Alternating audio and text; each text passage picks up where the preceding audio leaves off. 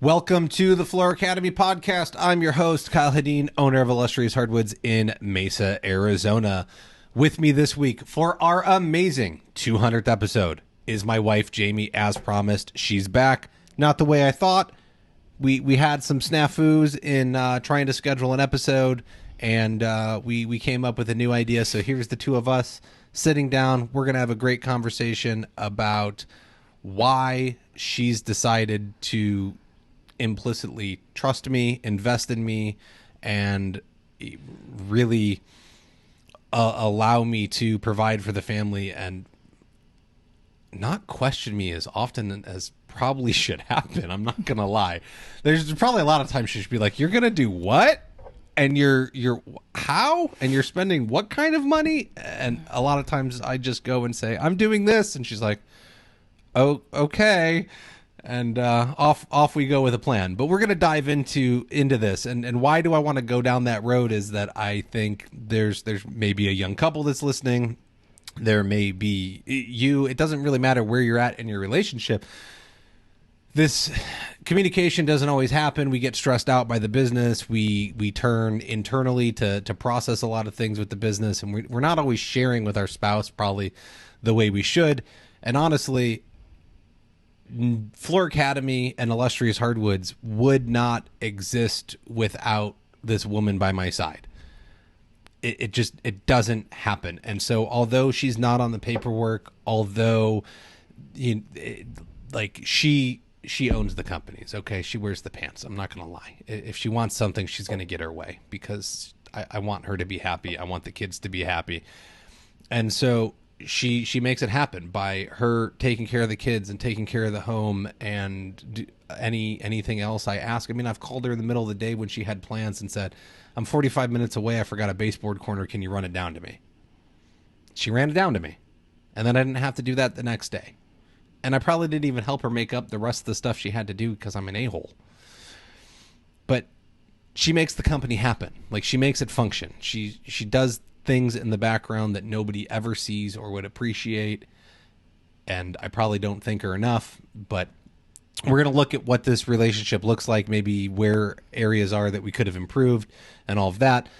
Why is Floor Academy here? Floor Academy is your source to improve your business one nugget at a time every week. If you can get one takeaway every week and implement it into your business, actually do the work. Look, 15 minutes a day. Work on your business 15 minutes a day. You are going to have a better business in 6 months, guaranteed. You will free up your time. You will be less stressed. You will have more ability to go do the things that you want to do, which is why you started a business in the first place. I know, trust me, because you were like, I'll run my own thing and I'm going to have so much more time for my kids and to go on vacation. And yeah, and then it doesn't happen because the business takes over 24 hours a day. You gotta have some bumpers in place and some guides, and those are your systems and processes. And we talk about those every week. And you can take one thing away, and you can start working towards building a better business. What can you do? I need you. You're my marketers. Okay, I don't have a budget. There is no budget for marketing on this show yet. And I need you to leave a review, like, subscribe, all that fun stuff. Go in the groups, leave a comment, go on Instagram, TikTok, wherever you find the stuff. Leave a comment, tell a friend, write about it, put it in the groups and let people know that this show is helping you change your business if it is. I know it is for a lot of you, but go say something about it for me, okay? You're the marketing team. I need you to go do it until I actually have a marketing budget. And then we'll have a different conversation. But in the meantime, please help me, help you, help the industry. I think that makes sense. That's enough for me. So let's hear, we'll have my wife introduce herself. If you didn't listen to the 100th episode, she's on that one. And she and two other ladies have a wonderful discussion about what it's like to be married to a contractor. And the prettiest picture of me isn't painted.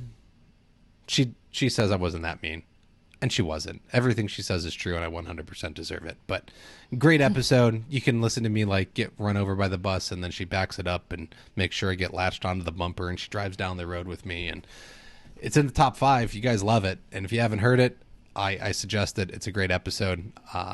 Dear, who are you? What do you do? And why do you do it? I haven't figured that out yet. Okay, so we gotta do some goal setting with her so she can figure out who she is. See, we got to take some of this stuff and apply it to the house. No, Yeah. look, you don't give yourself enough credit. Look, okay, here's her resume. She was an auto mechanic previously. She's been a wonderful stay-at-home mother for the last 13, almost 14 years. She ran our Cub Scout pack for probably 7 years, and made a lot of little kids really, really happy. And who knows what her next venture is going to be, because we're kind of in between what we're figuring out, what we're doing with some of our kids, but I'm sure she will get involved somewhere and help lead something and make a change. And she's always very giving and helpful to people. And I'm surprised that there's not some charity that she's always constantly actively involved with, but I'm sure that'll happen at some point too. But she is my better half for sure. And she's not going to she won't give herself credit. She's not going to. She's going to try and remain very humble here. But how many years now? What? It's 2023, so we're at 15. Almost 15 and a half. Yep. And so, like, that's close to 17 together that you've been putting up with me. Yep. And you trusted me from the beginning, like I did. very Yes. quickly. So we got engaged after 9 months of dating. Mm-hmm. And one of the reasons why I engaged is that she had agreed to move across the country with me probably after like dating for 7 months or so.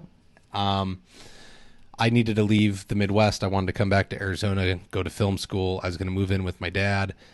And I was like, well, look, if we're going to do this dating thing, like, do you want to come with or not? And she was like, I'll go with. And I was like, well, shit, if she's going to move from Wisconsin, well, she was down in Chicago going to school, but all her family was in Wisconsin.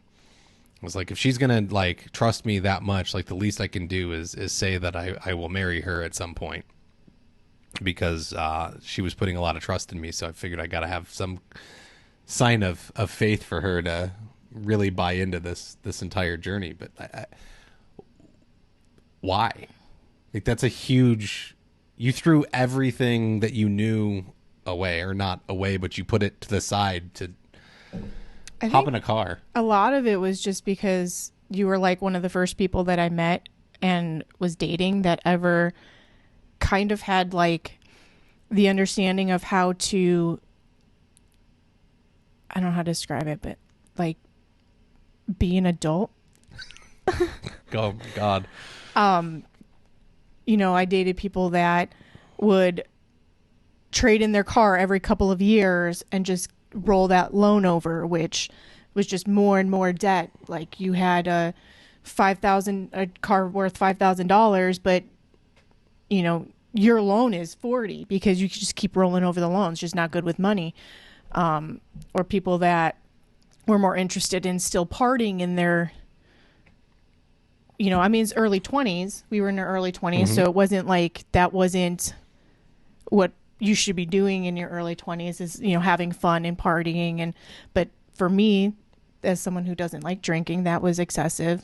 Not to say that you don't drink, but you knew to like remember to pay your bills, or, you know, you were good with money. I felt secure in that because, you know, growing up, my parents got divorced when I was young, and my mom was not, and still isn't, the best with money.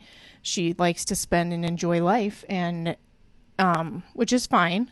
But I just felt like for once I was with someone who could make sure that no matter what, we were on a path for financial responsibility, not necessarily security, because at that age, who's financially secure?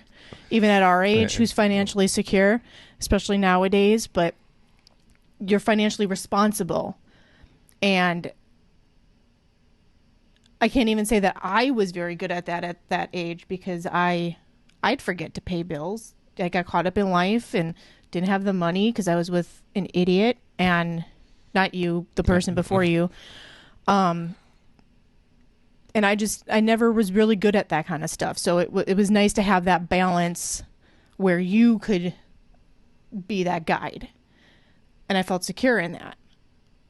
And I felt secure in a lot of your morals and that kind of thing. And I knew that I could be safe moving down here with that. Yeah, that's the first time I've ever heard that, folks. We've never had this conversation. I'm not even We gonna really lie. haven't.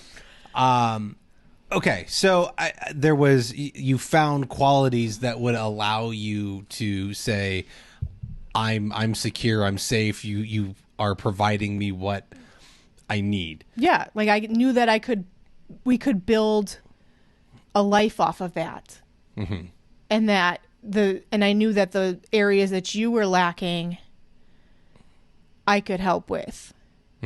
Like For sure. Like enjoying family time. Yeah. Well, yeah, because I mean, I'm from a really big family, not necessarily like brothers and sisters, but I've got 26 cousins, so it's like family is my jam, and it wasn't with you. I don't know. I mean, you're still kind of getting used to the the size of my family. I don't mind that.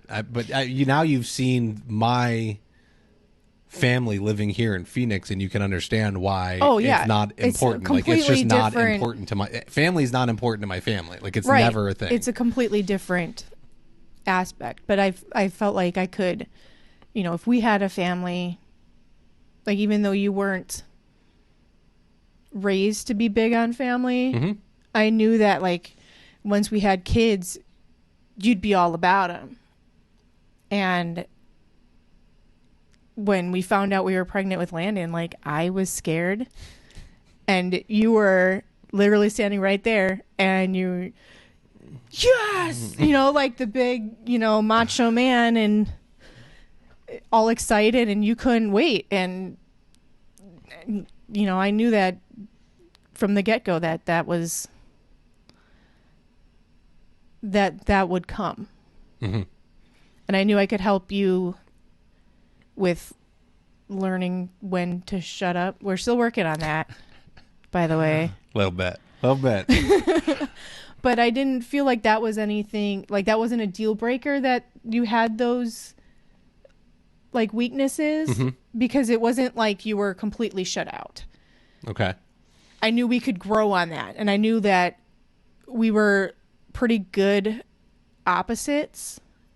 Like I would agree. Your strengths complemented my weaknesses and vice versa. And I knew that, and I felt good that was, that would make a good partnership. That kind of backfired a little bit. We're like, I think we're finally getting to that kind of a point, but that took a little bit of it's a journey, there. Folks. It's not a marathon, right? Like it's not a sprint. So we're growing. Partially because you're just so thick-headed and stubborn, and just have this desire to always be right, and you don't like being told that you're wrong, or you don't like taking advice from me, even when I know that I'm right. But but in the past, I've always like just let you figure it out because I knew you'd eventually figure it out. You'd never give me credit, but I knew you'd figure it out eventually. But now I've kind of grown and realized that, my opinion and my value in it is worth something, and that I need to tell you when you need to shut up and listen to me, and I will call you out on certain things. And I mean, that's just kind of how, I guess that's part of my investment in it, is that I need to put that forward. I need to be more direct with you and tell you, like, you could definitely put your foot down a little more hey, often. You're being really stupid right now, and you need to stop. You know what? It's funny you bring that up. So I just talked with Shannon Vogel again. We just interviewed her and Crystal, and she brings up that she talks with which that's a great podcast. Go.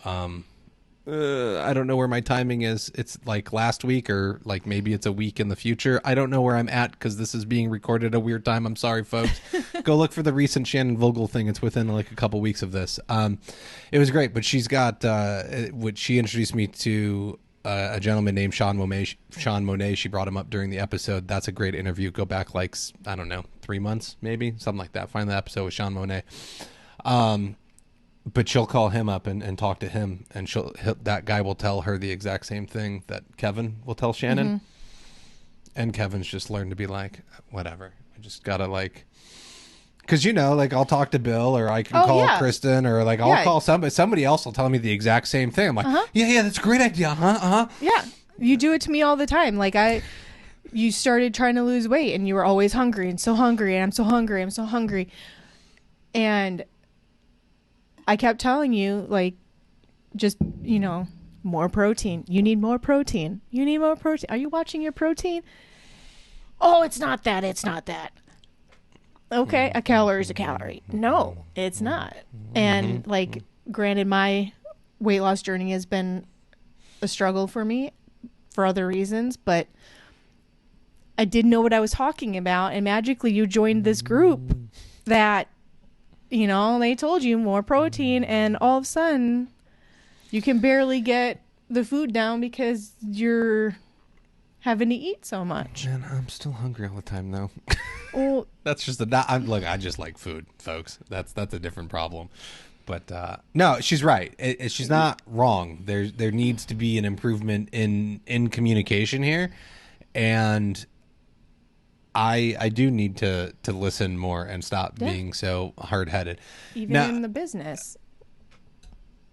A lot of times, yes. It's another reason why I went and joined like an accountability group kind of thing, and that's because I knew that I needed it. Like I needed somewhere else to bounce ideas off of and be told like, hey, like you're being kind of dumb.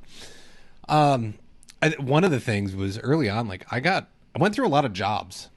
Yep. I've always gone through a lot of jobs, but like you saw me go through a lot of jobs. I mean, not horrifically. No, a lot, what? But... Okay, so we got Granger, we got Dig My Picks, we've got UPS store, and then it was really those three through college. So like 3 and 3, but it was like 3 and 3 years essentially, and then. I think going to college played a part in that. And then I started the production company. So but let's talk about that. Like I would come back and you'd be like, "Oh, you're home early," and I'd be like, "Yeah, I got fired." And that was the end of that. Like there's no reason to discuss it. It was like I got fired, and I would go do something, and then the next day, like I would be out looking for a job. But it never turned into anything more than me saying like, oh, I got fired. No, it never did. My response was always the same of, oh, that sucks. Good timing. Way to go, Kyle. Because one of them, you showed up at my job while I was pregnant telling me you got fired. And I'm like, oh, that's great. Mm-hmm. Timing, but I never worried about it because I always knew that, you would take the day to be angry or sulk or whatever, you needed to deal with. But the next morning, your full-time job was to find that job. So it wasn't like, I had to worry about you getting hired anywhere because I knew like it wouldn't take you long because you would take any job if they came down to it to do what needed to be done. Mm-hmm. Because that's just your personality. And I've never been fired from a job. And if I ever got fired from a job, I tell you what, I would take that so hard and I would be devastated and in my feels for quite a while because I do work hard and if I ever got fired, I would lose my absolute mind. I never got fired because of work ethic. I never got fired because I couldn't do the... You did from Dig. No. I didn't get fired for performance. I got fired for running my mouth everywhere. I got fired for running my mouth at grain. Not a yes and no. I mean, they It weren't is, though. they weren't mad at the performance. Like, I was getting more done and they were more profitable with me doing the work there. It was because I told management that if they wanted more out of me, then they needed to pay off my school loans and I would work there full time. And they did not like that answer out of me. And they decided that they did not like that I said that in front of other management members. Which goes along with the whole me trying to teach you when you need to shut up. Correct. Which was something that was from the beginning. Mm-hmm. From the get-go. And that, I wasn't going to say anything about it because I've already had that conversation with you 100 times about you need to learn when to shut up. And you never did. So you got fired. Well, I knew that, that was the consequence. And you were going to go out and you were going to find another job. And how, after Dig, how long did it take you to find? Oh, no, that one took a while. What? So, or was that the UPS store after that? No, because it was Granger and then the UPS store and then Dig My Picks, because I was doing Dig My Picks and UPS store but at the same time. after that, I started the production company because I was so close to graduation that I was just like, I'm going to work on my own. So I was like, but you didn't going have to school, but work trying to really. Like that's when we were in our. I don't know how much you want to go down a rabbit hole of honesty here, but like that's when we were on food stamps and. Correct. Shortly after that, that's when I stopped working because I had Landon. Correct. So it was we were but bottom of the barrel. Even when we were in that situation, like while it sucked being broke and in that position with a new baby, like I still never worried about it because I if it came down to it, you'd figure it out. Look, this is. I've said it on the show before. So I started the production company to get into doing, I finished film school. And so I was trying to do reality television and movies and whatever. I was just trying to work. And there wasn't a lot of work at the time. It picked up slowly as the recession in, 08, 09 kicked in. And then there was a show that came through Phoenix and really helped us out. But I mean, it got to the point, like she never once complained. And I didn't pay our HOA bill or our mortgage for 6 months. We almost lost the house. Correct. The letter came saying like we're going to start foreclosure proceedings, and that's when I landed my first like long-term commitment project that would pay enough.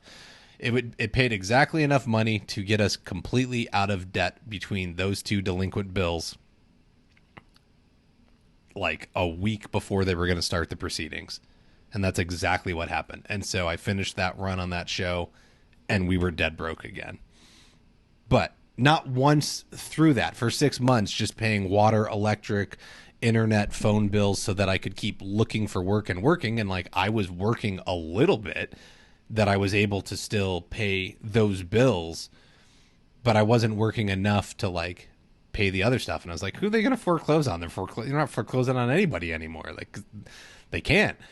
So I just wrote it out, but never once was she like, oh my gosh, you're going to make us lose our house. You have to go get a job. You have to go do like, never once did she nag me or anything. And so I don't know that we always give our spouses credit for like how much they're really trusting us to accomplish and go out and do, because there was never a word. Never a complaint. It was just like, okay, if you think that's what's best, like go ahead and do it. And that's what because at that point too, I didn't feel like it was my place to say what jobs you should and shouldn't take because I didn't know that field. And so while it frustrated me that because you did pass a couple things up, I think, because they were just, I don't remember, but no, it was usually there was always a lot of opportunities, but most of them were low pay, like really low paying, or like, so it frustrated me that you would pass that stuff up. But at the same time, I'm like, I understand that you have a reason. Like, it's not like you were passing it up because you just didn't want to leave the house.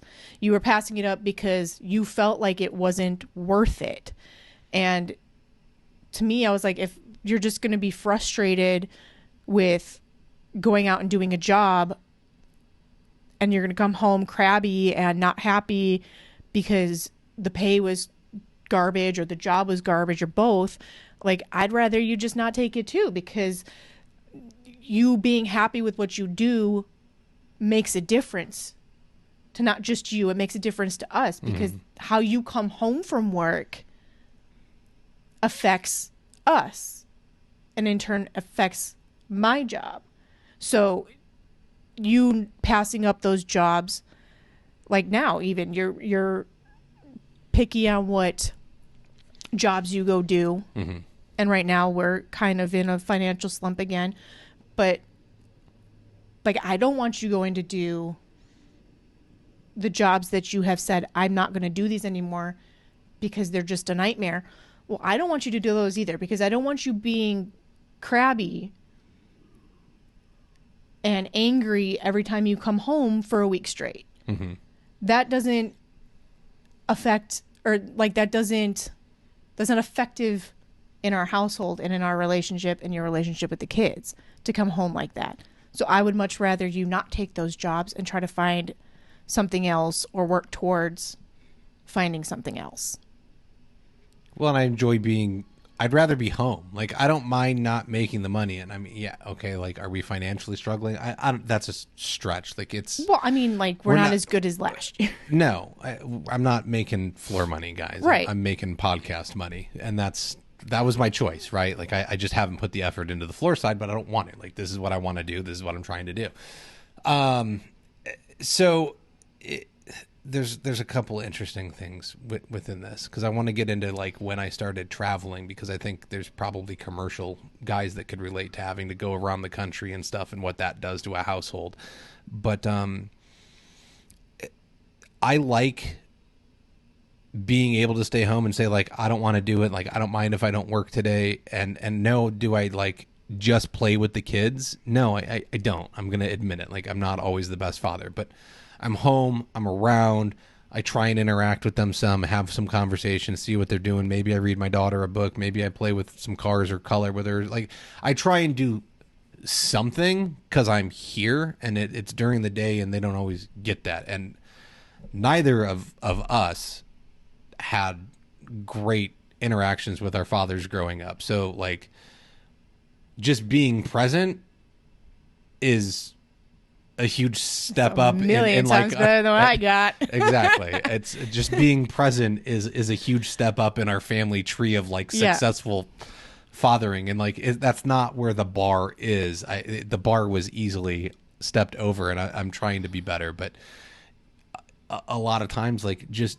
the fact that they still have a dad after, I mean, my son almost 14 years now, right? Like they've never not had dad. So that's definitely a huge thing, and I enjoy being able to be here and take part in their lives, because the other option would be that, you know, we would probably be I would probably be really disgruntled and hate you and be resentful and see my kids every other weekend, and ain't nobody need that.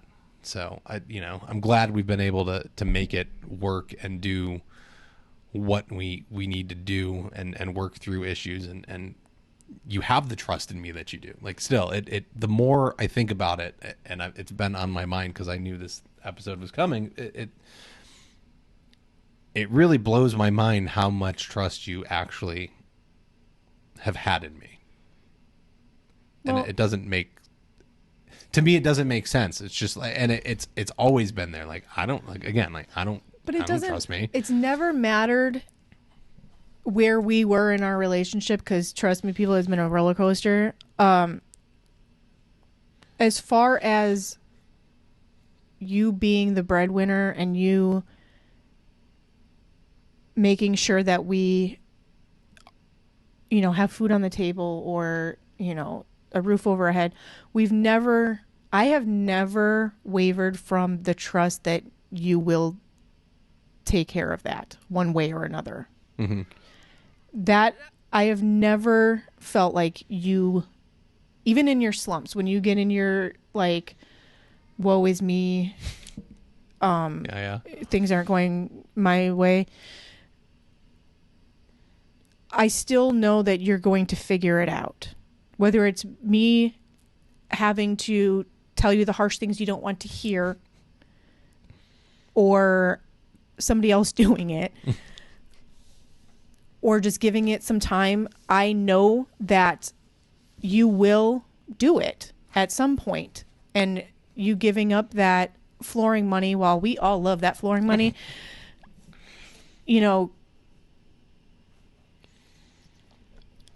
the pod doing this makes you happier, because I feel like this is more you. And this is your calling, and this is what you should be doing. And if that means that we need to do that for a bit, that's what we got to do.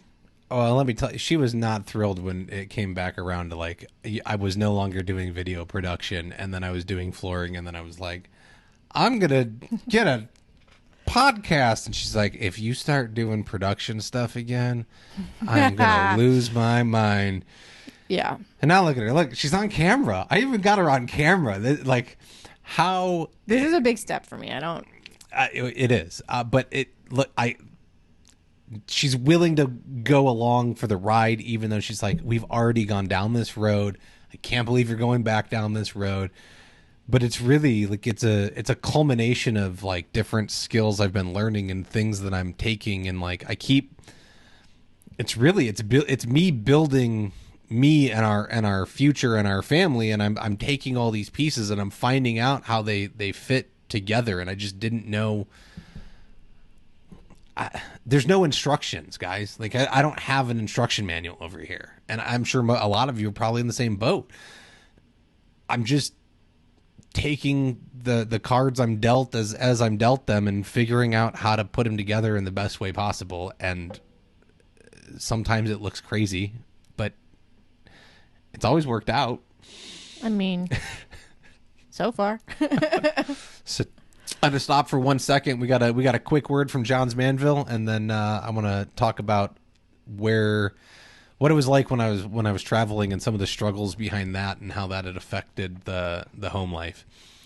If you're looking for the perfect waterproofing solution for your tile installations, look no further than Johns Manville Go Board. It's time to say goodbye to worries of moisture damage and hello to durable, easy to install backer board. Go Board is engineered to withstand tough environments, providing excellent waterproofing protection.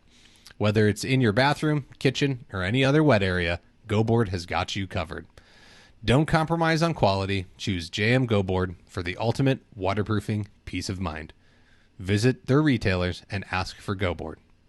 Or visit jm.com/GoBoard. Yep, said that like I actually know what I'm talking about. That was real solid. jm.com/GoBoard. I know the website. I've said it before. Jeez. And don't go into your retailer and tell them they should carry Go Board. If enough of you ask, they'll bring it in, you know. And if you don't know your local rep, reach out to Shauna online and she will help you. If you don't know who Shauna is, I'm sorry, you're missing out on having a really great relationship with a really cool marketing lady and rep over at JM. So message me and I'll connect you and you can find out how to get it in your local area. But all right, Jamie. So I got off the ground doing production work amazingly out of Arizona and became a camera operator, and people were willing to travel me around the U.S. and pay me to film reality television shows. Again, always crazy. I don't understand why anybody pays me to do anything, but I know at one point you were really frustrated because I was home and our son was used to me being here, even though he was 2, 3. He was about 3. And so, you know, he was used to dad. So it was kind of rough on him at first to like, okay, dad's going to be gone for a few days. But you would get into a routine with him. And then I would come home and it was party time with dad. And then 2 days later, I would leave and be gone for another week. Or I'd be home for a week and then I would leave for like a week or two. And so by the time everything got under a new schedule, it would have to go back to like the safe schedule with mom that made sense, not party time with dad. Yeah. I mean, I kind of adapted and learned that regardless of whether you were home or not, things need to be done by my schedule. Whether you respected that or not, usually not. But it made it really tough, especially on Landon, because he didn't know. I think what the difference between you leaving town now and then was that some of those jobs would come out of nowhere, and all of a sudden be like, I'm leaving in 2 days. And there's no preparation for that. There's no, getting the kids mentally prepared for you to leave, or, then, we have to quickly switch back to it just being me, which was really hard for for what, 2 years. You were gone probably more than you were home, and it made it really tough, especially since Kaylin was still a baby, and I was still trying to figure out how to be a parent to a special needs child. And that alone was emotionally draining, and I didn't really have you here as a support for that, which I think back then, especially, I don't think you quite invested in me as much as I invested in you. Oh, for sure not. So, I mean, I don't know how I got through that without wanting to absolutely just kill you. Because you're a strong, independent woman. You don't need no man. She's not wrong, but I think the point here, like, if you decided to have a family, you got to have a family. And that's a decision I made that I didn't own for a long time. And I don't know that I still own it very well. There's still times that I'm probably really selfish, and I'm like, whatever, I'm going to do what I want. Like, as long as I'm doing what I need to do and I'm getting what I need to get, like, I'm going to support the family, and that's all that matters. Like, as long as you're taken care of. And well, that's the way our minds work as men, is we're like, we're providing, we're doing everything we need to do. You're not wrong. I get it. I do, because that's a common mindset. But we made a promise to somebody else that we were going to be there to take care of them, and you're gone now. And then you got these kids that are looking up to you and need things from you, and you're not there.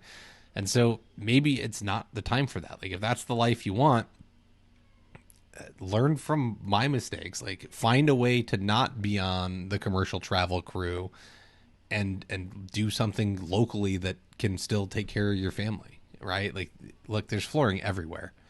So you can probably find a way to make it happen. But I think that having that conversation, right? And some families can go through it, right? I know maybe they travel with you. I don't know. Get creative, right? I don't know what it looks like, but I think that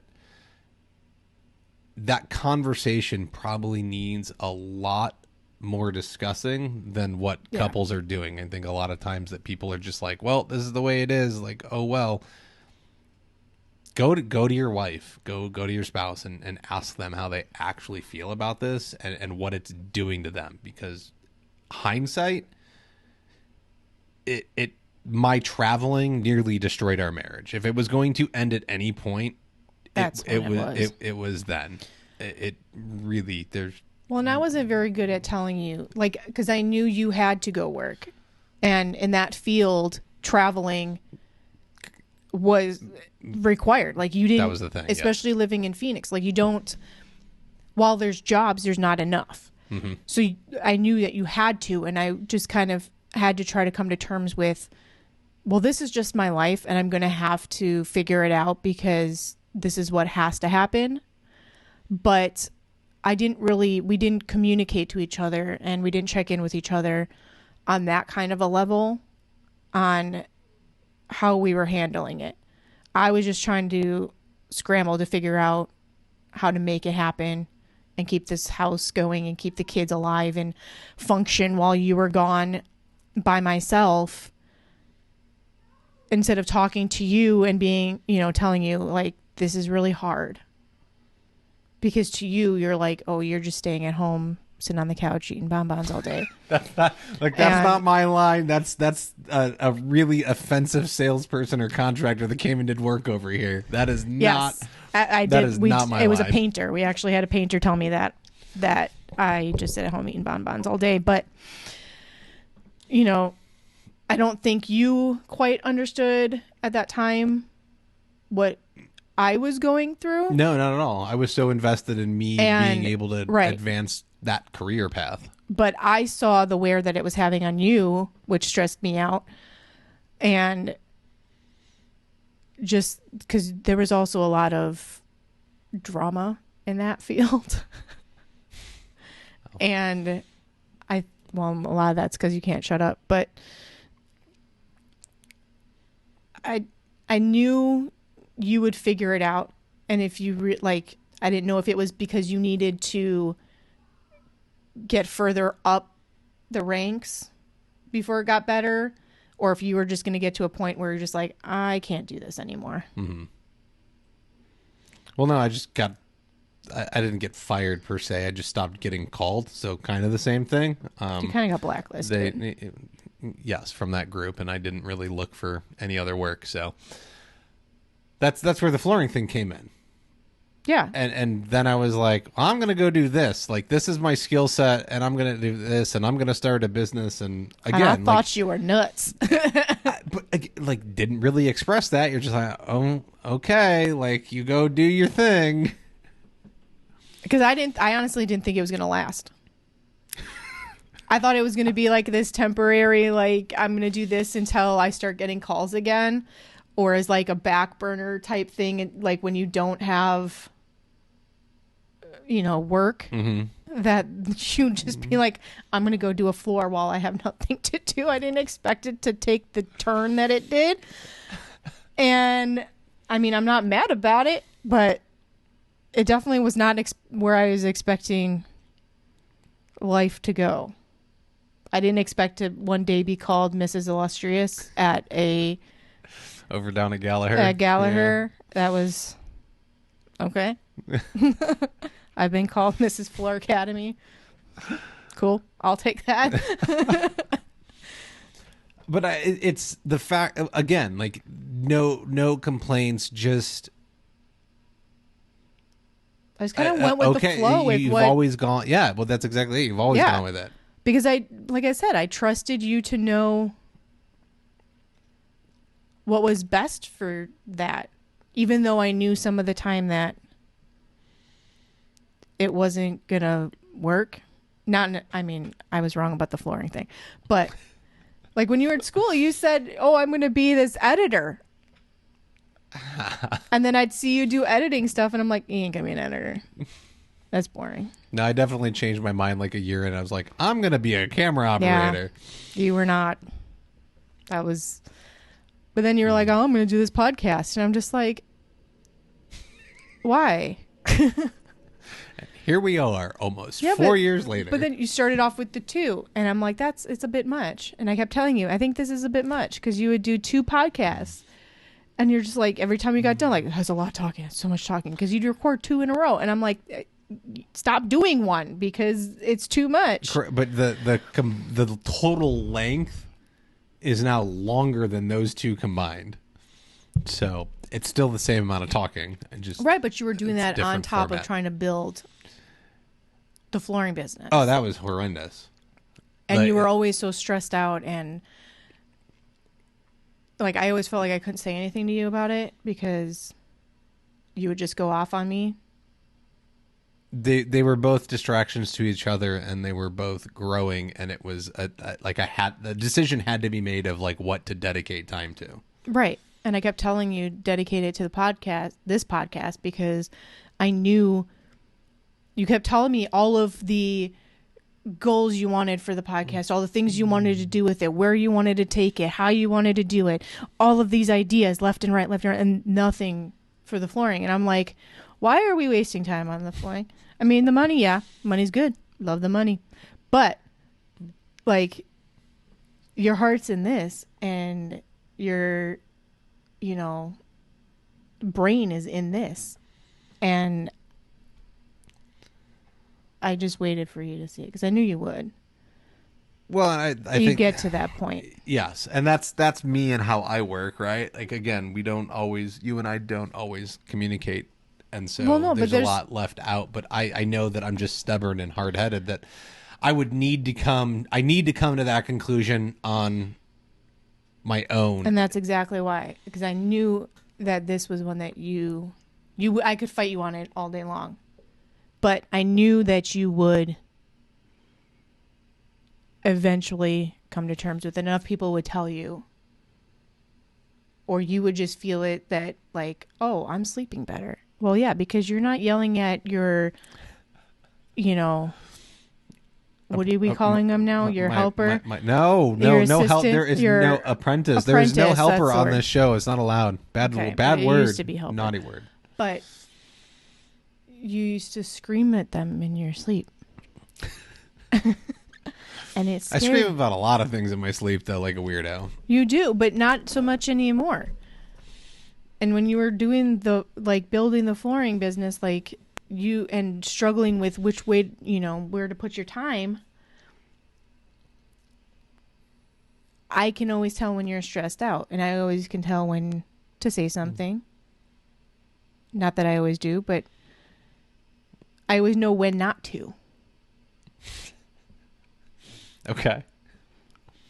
Because I know someone's going to say it, or someone that you someone's opinion that you respect more in that aspect, that they're going to say it. Okay, so that sounds absolutely horrible. Like I don't respect you, and that's not true. You don't respect my opinion very often. It's not that I don't respect it; it's that I don't want to hear it. Well, that's not my problem. That's a you problem. It's not that I don't respect it. I argue to argue, and you know that I don't like being told I'm not right. And so just because I know you're right, I'm going to make a fuss about it because I'm an asshole.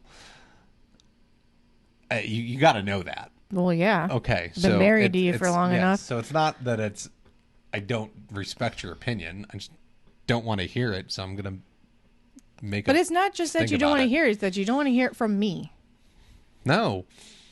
Because, like I said, if somebody else tells you, then you take it differently. But if I tell you, because I don't do flooring.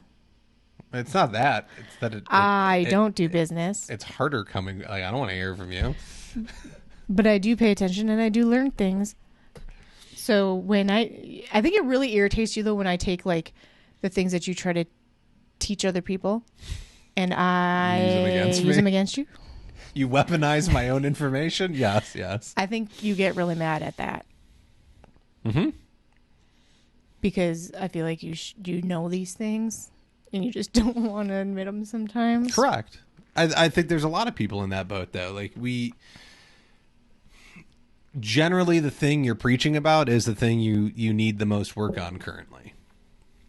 And so it sucks to have it thrown back in your face and be told like, yeah, no, you know better than that. Like, why are you being so stupid? And you just have to stop being stubborn. But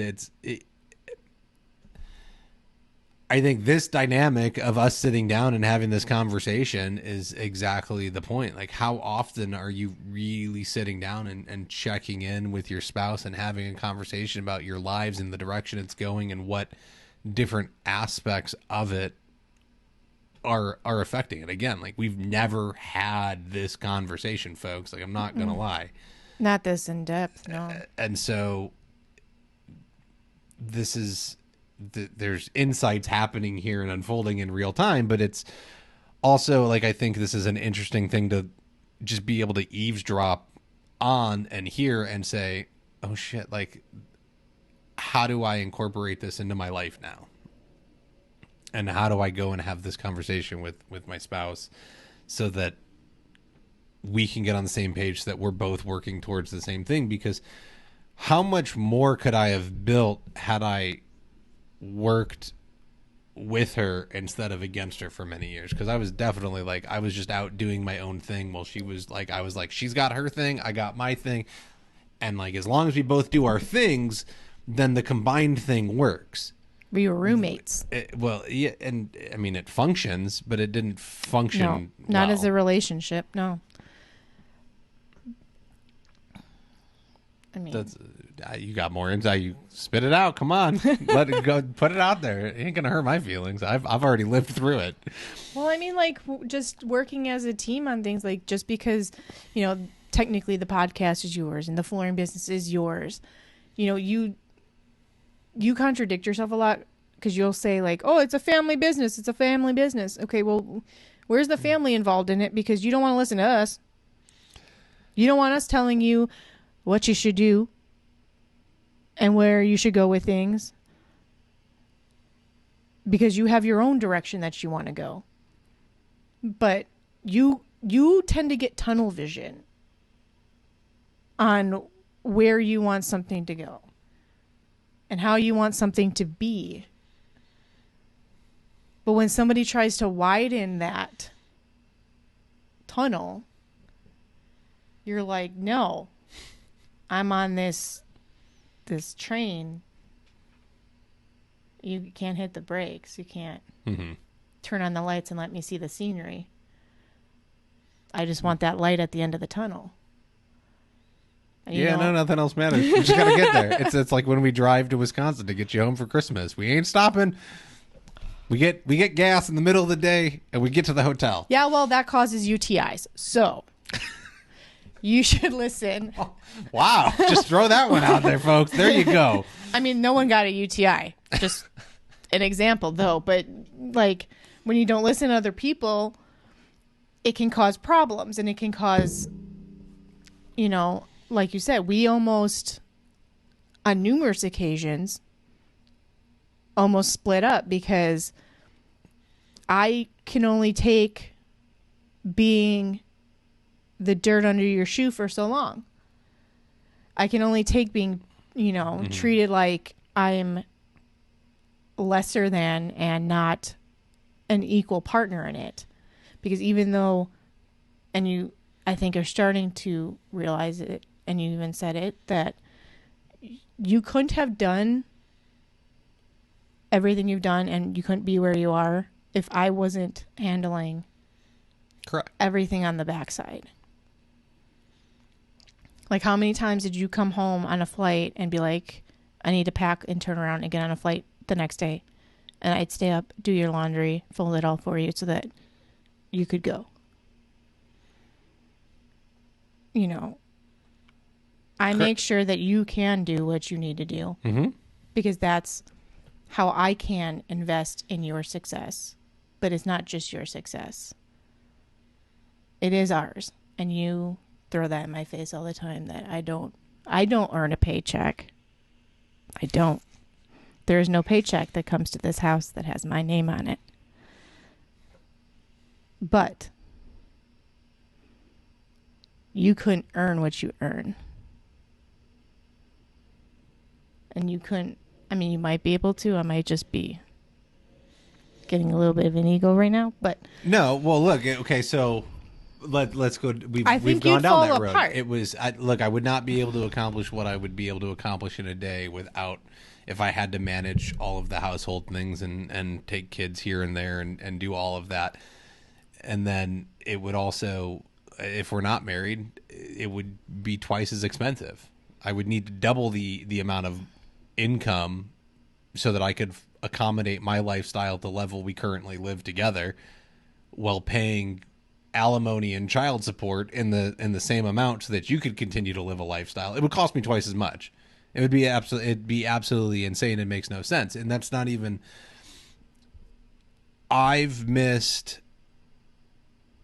being able to have a relationship with you and understand what's actually happening when I'm able to do what I need to do. Me being able to go to coverings, me being able to go to Tice, me being able to go to Mud Event last year, like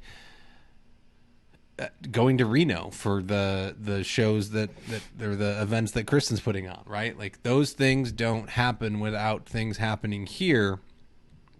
And a lot of the stuff that happened with the flooring business doesn't happen. I've had you pick up trim pieces. I've had, like, you've made projects successful to where clients aren't upset because I had to leave early or stay late in their house or anything like that. Again, like, you're never going to get credit for it. No one's ever going to know it happened.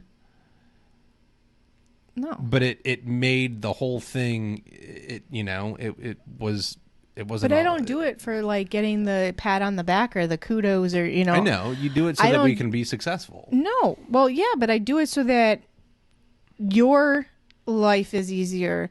Like, if it takes me dropping doing what I need to do for the day to go pick up a counter or a corner because you can't count and drive it 45 minutes away. One way.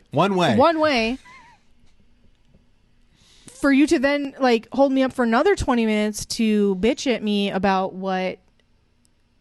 whatever's going wrong on the job because you need to vent for that 20 minutes, which I'm happy to do. I love listening to people vent. But if that means that you can come home feeling better about your day because you were able to finish that job that day because you stayed that extra hour because you had that peace, and then have the next day to be home or to take care of whatever else you need to take care of, like I'm gonna put off what I need to do because that makes your day easier. That makes your life easier. That makes you doing what you do easier. And that's the part that I am happy to put in. But I think the short-term sacrifice on your side is for the long-term benefit is why you're willing to do it. You're not so short-sighted to say that this throws off my day, it messes everything up, now we're not going to have milk and the kids need this, that, the other thing. You're like, okay, happy client, good review, job's done. He can be home tomorrow to do the 2 other things that he actually needed to do and spend time with the kids and me, and like we'll get attention. Like you're looking at all the other things, and then like, okay, I can just go do these things tomorrow, and then he'll stay home and watch the kids, and I don't have I can't trust that. I can't trust that either because like, what if, I see it as like, okay, well, he doesn't have anything on the books for tomorrow. Well, that means that he could plug in 2 or 3 estimates he could book. He could recoup from, the day that he had or the job that he had. He can, if you are available to watch the kids, that means I get to go to the store without them. I'm taking that. Mm-hmm. And yeah, long term, like if that's a happy client, how many more happy clients can we get out of that? Because they're a happy client. How many people are they going to say, oh, he got it done in the time that he said he got it done instead of having to be coming back. You've had me make apple tarts for customers because something didn't go right or because, what I don't even remember why, because they were just good clients. I don't know. But if it takes me doing that little bit of investment into making things better for you, better for the client, better overall, if I can help, I want to help. And I've always told you that if I can help with the business, like let me know what you need me to do. I can help. If I've scanned papers for you to send to the bookkeeper. I've done, the tiny little tasks. I've, got you alcohol at the store, not drinking, rubbing alcohol. We're not drinking on the job, folks. We're not drinking on the job. Going to Office Depot to get you brown Sharpies to fill in scratches or, whatever it takes, like whatever you need me to do. Yeah. That's my role as the domestic goddess that I am to take care of those menial tasks that just make your life a little easier because like I said, if it makes your life easier and you're less stressed and you're more happy, then maybe some of that'll bounce back into our lives and our relationship and the household, and then we get a better version of you. Mm-hmm. Well, I think that's we want. I think that's what it comes down to, right? Is we need to be making better versions of each other and helping make that happen. And again, like not that I've done a great job of that. It's taken me a really long time to realize who I had by my side and why. But for you to have put up with it and still be here to say, like, to sit here and say, like, I've invested in you. Like, what is she going to do? Right? Is she just going to drop it and start over? Oh, I mean, I would in a heartbeat, but well, yeah, but okay, again, like we're middle aged, and you got 2 kids. Like, there's not that you got a better chance of finding a man than whatever. I'm a still lot of cute. people. I didn't say that, but there's baggage, right? But the point is that she's so invested. She's like, okay, I'm going to, like, I know what's there. how to, like, she's literally sitting here with, like, she's not even using a proper chisel and hammer, right? She's got the wrong tool to work on me, and she's still willing to do it. And that's my problem, is like I keep changing the outer shell so that she'll grab the right tool, and then I'll like go and develop something different, and then she grabs the right tool for that exterior, and I go and change. And but she keeps putting in the work to make me a better version so that I can come and help her out. And I think it really just comes down to, like, you need to go have more in-depth conversations, and there needs to be a time that we set up, and you should set up with your spouse to, like, have regular conversations, and lock the door and keep the kids out and tell them, like, mom and dad are going to talk, like, go away, leave us alone, like, let us have this 30 minutes, this hour to just do what we need to do. Like, you've got to have a time to be adults and handle what's going on in your relationship and your life, and how are you going to get through the week, and all of that. And I think that's where we're finally at, and developing some stuff to do that. It's definitely easier now that the kids are a little bit older and won't necessarily kill each other. I mean, that's always questionable, but they haven't yet. And there hasn't been any extreme yelling downstairs, so I think we're okay recording this. I mean, I think as much as I've invested in you this whole time, and while I did want to give up at times, I knew that if I kept investing and I kept trying and I kept with it, that investment would eventually pay off. And so far it has. And I invest for, like, to me, it's like a triathlon. Like, we hit that first part that was a little rocky. We weren't very good at that part. And now we're kind of in the middle where we're kind of working the kinks out, and eventually we're going to hit that third part where we're going to be smooth. But as much as I invest in you, you need to invest in me. We both need to invest in us. Mm-hmm. We both need to invest in the family, and just keeping everything secure for rainy days or sunny days. That's all we got here, folks. There ain't Pretty no rain. much. There ain't no rain. Not in Phoenix. But no, I appreciate having the conversation. I think really the takeaway is, like, go have time. I think a lot of relationships struggle just because they're not communicating. I know that's where most of our issues have come from. Like, what is your spouse really doing for you? Are they, like, if your spouse is really that bad, like, I don't blame you for not liking them and not enjoying them and wanting to get a divorce, but I got a feeling that your spouse probably isn't that bad. It's most likely a communication issue. There's a reason you decided to marry them. Hopefully it wasn't just because you got someone pregnant and, like, you actually cared for them at one point. That person's still there. We all evolve. Like, I'm not the man she met almost 20 years ago. I'm not. There's parts of that guy remaining, but there's a lot of new stuff that's been developed and grown into. And she's not the same woman that I met. We've evolved, and we have to learn to enjoy the new things about each other. But if you're just out there slaving away, grinding in this business, when are you ever going to have that conversation to, like, appreciate what someone's doing for you?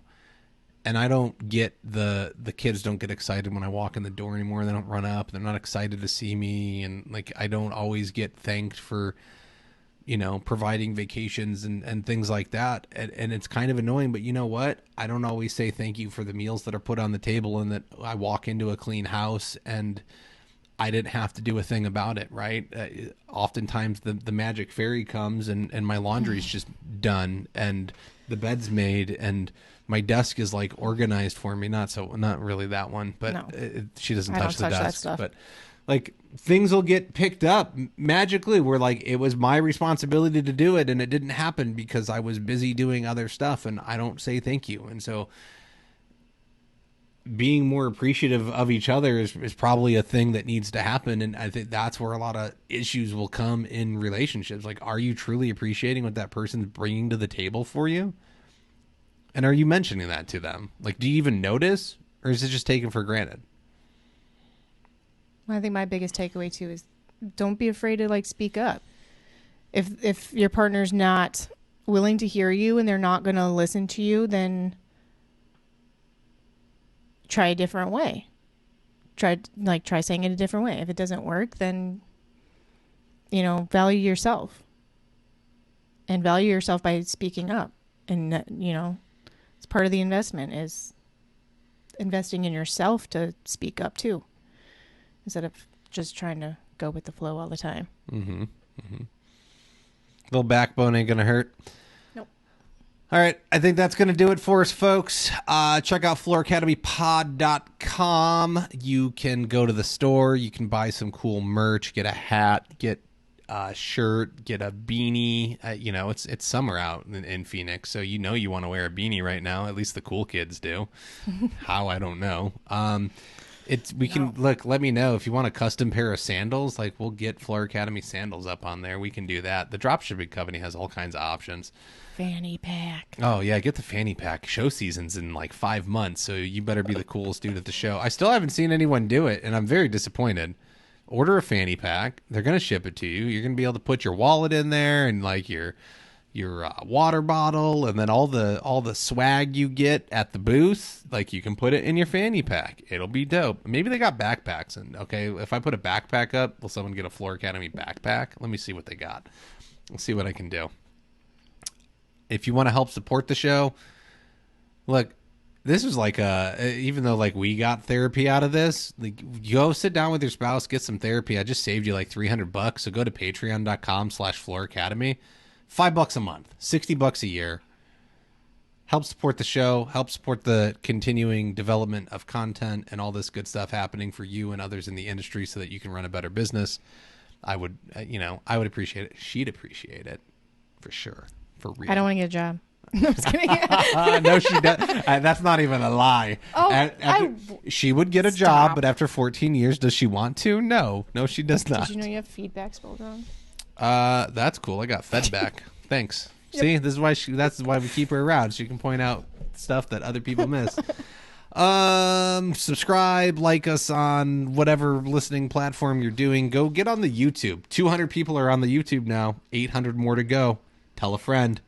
I need 1,000 subscribers and 4,000 watch hours. We get to monetize that bad boy. I can make like 10 cents a month based off of current like usage patterns, and I'll take it. I will take all 10 cents of it. Again, help me, help you. You guys are my marketers. What else do we got? We got a quick word from Tice. Hey listeners, it's nearing show season again, and I want to remind you the International Surface event is returning to Las Vegas January 24th through the 26th. Mark your calendars now. Again, seriously, just go mark your calendar, because you're not going if you don't do it. And if you don't buy the plane ticket and you don't book the hotel, it doesn't matter that you put it on your calendar. Commit. Actually commit to doing it. It's a great time.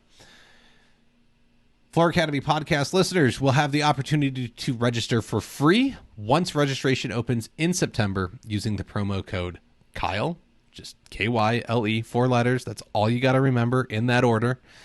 And you get that free exhibition pass to get on the convention floor. Whether you're an installer, retailer, distributor, or serve in another capacity within our industry, Tice is a solid resource to expand your knowledge and networking base. It's even a great place to take your kids. They love getting swag. Yeah, they do. They love walking around and getting all of the attention, especially my daughter, especially when she takes Todd Saunders of Broadloom, the CEO over there, and forces him to wear a vest and gives him a stop sign and tells him to play crossing guard. It was amazing. I've got pictures. I don't know where they are, but I'll find them. You can also learn about the newest industry-leading products coming to market. Stay up to date on the International Surfaces event page on Facebook or online at intlsurfaceevent.com. All right, everyone. Thanks for listening, and we will catch you next week.